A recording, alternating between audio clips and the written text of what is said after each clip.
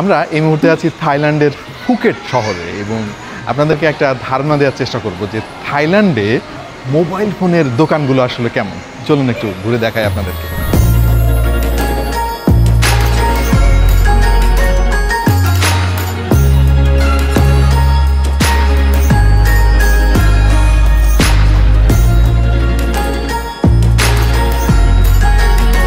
চায়নার চাইতে আসলে থাইল্যান্ডের মার্কেট খুব বেশি যে আলাদা এটা জোর দিয়ে বলা যাবে না। জাস্ট যে জিনিসটা খেয়াল করলাম, এইখানে প্রোডাক্টের দাম তুলনামূলকভাবে একটু বেশি। তবে আমাদের দেশের মতো এখানেও প্রচুর প্রি ওন ডিভাইস পাওয়া যায় এবং তুলনামূলকভাবে এগুলোর দাম অনেক অনেক কম। এটা দেখে বেশ আশ্চর্য লাগলো। এবং বাংলাদেশের মতো এখানেও বিভিন্ন ব্র্যান্ডের ফোন পাওয়া যায়, দামটা যদিও খুব একটা কম নয়, আমি হিসাব করে দেখেছি। শাওমিও এখানে যথেষ্ট জনপ্রিয়, তবে for some reason Oppo phone থাইল্যান্ডে অনেক বেশি পপুলার। আমি জানি না এর পেছনে কারণ কি। প্রচুর আইফোনও তারা এখানে ব্যবহার করে।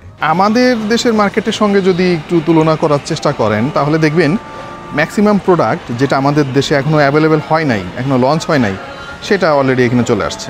যেমন ধরেন ওপ্পো রেনো 13 সিরিজ আমাদের দেশে এখনও রিলিজ হয় নাই, অথচ থাইল্যান্ডের মার্কেটে অলরেডি ফোনটা পুরাতন হয়ে গেছে।